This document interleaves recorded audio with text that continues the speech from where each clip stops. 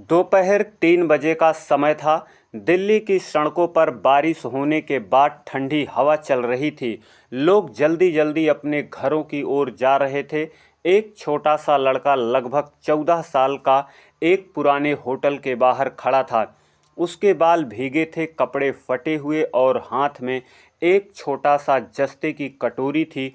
वो हर आने जाने वाले को देखता, फिर संकोच में कहता, भैया एक रोटी दे दो, बस एक रोटी, बहुत भूख लगी है। लेकिन लोग नज़र घुमाकर निकल जाते। किसी ने कहा, काम कर, भीख मत मांग, तो किसी ने अपने बच्चे को पकड़कर दूर कर लिया, पास मत जाना, गंदा है। लड़का चुपचाप खड़ा रहा। उसका नाम संदीप था।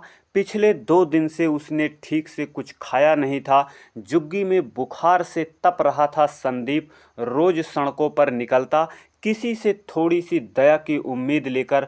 होटल से खाने की बहुत सुंदर खुशबू आ रही थी। उसने भूख से कराह निकली, तभी अंदर से एक लड़की लगभग 18 साल की होटल में रेस्ट कर रही थी। नाम था सुमन। उसने लड़के को देखा तो ठिठक गई। अरे तू फिर आ गया, कल भी यहीं खड़ा था ना? उसने पूछा। संदीप ने सिर झुका लिया। हाँ दीदी, बस थोड़ा खाना चाहिए था। मैं पैसे दे नहीं सकता। अगर आप चाहो तो मैं कुछ काम कर दूं, टेबल साफ कर दूं, झाड़ू लगा दूं। सुमन ने चारों ओर देखा। मालिक बगल में खड़ा था, राजेंद्र कुमार, एक सख्त मिजाज आदमी। उसकी भवें चढ़ आई। क्या बात है सुमन साहब, ये बच्चा भूखा है, थोड़ी बची रोटी दे देते हैं ना? राजेंद्र कुमार ने हंसकर कहा, हम कोई दान पुण्य का व्यापार नहीं चला रहे हैं। क्या ऐसे सबको खिलाओगी तो पूरा जुग्गी इलाका यहीं आ जाएगा। संदीप ने सुनकर भी सिर नहीं उठाया। उसकी आंखों में बस एक ही चीज़ थी, भूख और उम्मीद। धीरे से बोला, साहब अगर आप मुझे थोड़ा सा खाना देंगे तो मैं आपकी मदद कर सकता हूँ। राजेंद्र ने ठहाका लगाया। अरे सुन, तू कह रहा है मेरी मदद करेगा? तू करेगा मदद? क्या करेगा तू? सुमन को थोड़ा गुस्सा आया। साहब बच्चा है, मजाक मत उड़ाएं। संदीप बोला, मैं बिजली ठीक कर सकता हूँ और पानी के लीकेज भी।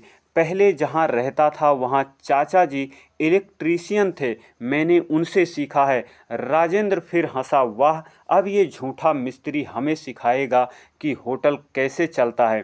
तभी अंदर से आवाज़ आई, साहब साहब, किचन का पंखा फिर से बंद हो गया, धुआं भर रहा है। राजेंद्र ने सिर पकड़ लिया। फिर वही झंझट, बिजली वाला कल ही आया था। संदीप ने धीरे से कहा, अगर आप कहें तो मैं देख सकता हूँ।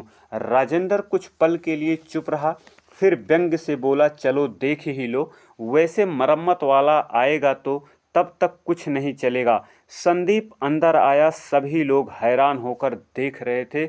उसने बिजली के स्विच बोर्ड खोले, ध्यान से चारों ओर देखा। एक नंगी तार को रबर से लपेटा और कुछ जोड़ तोड़ किया। 1 मिनट में पंखा फिर चलने लगा। सभी ने राहत की सांस ली। राजेंद्र की आंखें चौड़ी हो गई। ये तूने कैसे किया?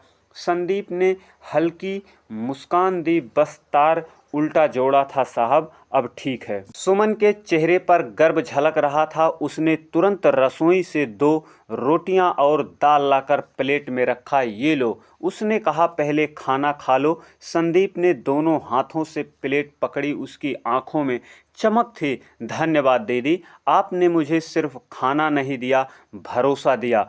बाहर बारिश फिर शुरू हो गई थी, लेकिन होटल के अंदर पहली बार राजेंद्र के चेहरे पर मुस्कान आई। शायद उसे एहसास हुआ, कभी कभी सबसे बड़ा हुनर भूख में छुपा होता है। अगले दिन सुबह संदीप फिर उसी होटल के सामने खड़ा था, लेकिन इस बार उसके चेहरे पर कोई डर नहीं थी। वह जुग्गी से अपने छोटे भाई सौरभ को अस्पताल में भर्ती कराकर आया था। वो थोड़ी राहत महसूस कर रहा था।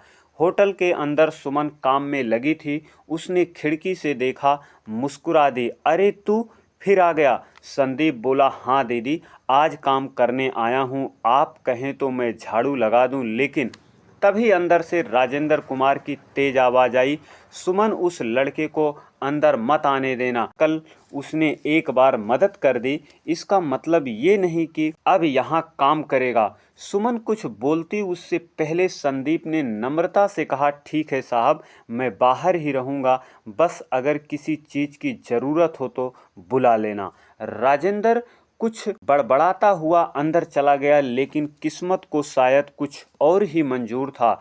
दोपहर का समय था। अचानक रसोई से चीखने की आवाज़ आई, राजेंद्र भैया, गैस का पाइप लीक हो गया है, गैस फैल रही है। सारे स्टाफ घबरा कर बाहर भागे। अंदर गैस की गंध इतनी तेज थी कि किसी की भी हिम्मत नहीं हो रही थी अंदर जाने की। राजेंद्र घबराकर फ़ोन मिलाने लगा, अरे यार, मिस्त्री को बुलाओ, नहीं तो सब उड़ जाएगा। संदीप दौड़ता हुआ अंदर गया, रुको, कोई स्विच मत ऑन करना। सबने उसे रोकना चाहा, पागल हो गया है क्या, अंदर को जाना मौत को बुलाना है। लेकिन संदीप पहले ही अंदर पहुंच चुका था। उसने नाक पर रुमाल बांधा, एक चम्मच से पाइप को टकटोला। उसकी नज़र एक जगह रुकी, वहां से गैस निकल रही थी। उसने तुरंत पास रख गीले कपड़े से पाइप के उस हिस्से को लपेटा और वाल्व बंद कर दिया। कुछ समय बाद गंदगी कम होने लगी। बाहर सभी सांस रोके खड़े थे। सुमन रो पड़ी थी, हे भगवान, कुछ हो ना जाए। थोड़ी देर बाद संदीप बाहर आया, चेहरा कालिक से भरा, लेकिन आंखों में चमक थी। अब सब ठीक है, उसने कहा। राजेंद्र अवाक रह गया, सच में बचा लिया सबको, अगर थोड़ी भी देर होती तो। संदीप बस मुस्कुराया, मैंने कहा था ना, अगर आप मुझे खाना देंगी तो मैं मदद कर सकता हूँ। होटल में सन्नाटा था। सुमन दौड़कर उसे गले लगा लिया, पागल लड़के, तुमने जान जोखिम में डाल दी। राजेंद्र ने गहरी सांस ली, फिर धीरे धीरे बोला, सुमन, इस बच्चे को निकालने की बात फिर मत करना, आज से ये मेरा स्टाफ है। संदीप की आंखों से आंसू निकल आए, सच में साहब, मैं यहाँ काम कर सकता हूँ। हाँ बेटा, राजेंद्र बोल, तुमने वो काम किया है जिसे करने के लिए बड़े बड़े डरते हैं। अब ये जगह भी तेरी है।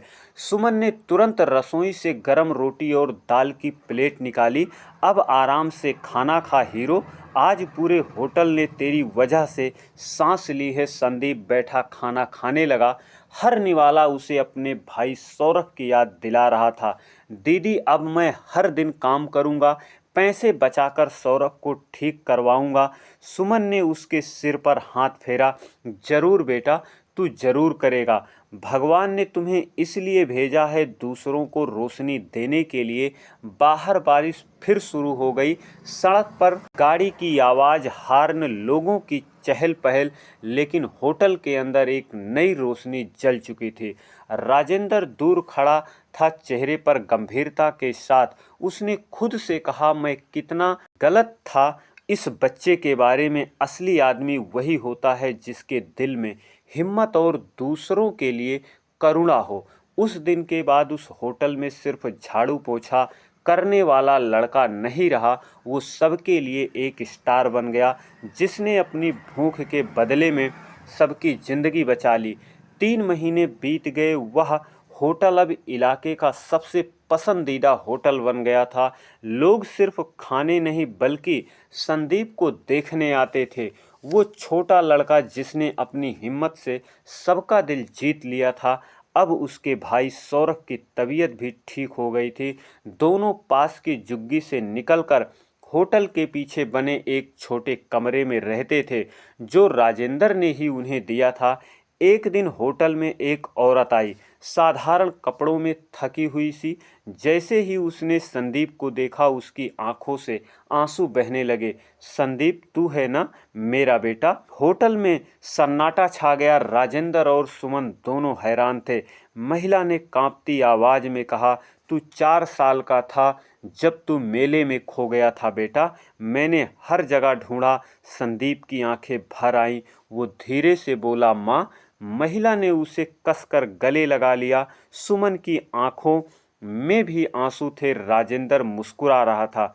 अब ये भूखा नहीं रहेगा। संदीप ने आसमान की ओर देखा। हाँ, भगवान ने कहा था अगर सच्चा दिल हो तो घर मिल ही जाता है। दोस्तों, कहानी कैसी लगी कमेंट बॉक्स में ज़रूर बताएं और हमारे चैनल को सब्सक्राइब करना ना भूलें। धन्यवाद।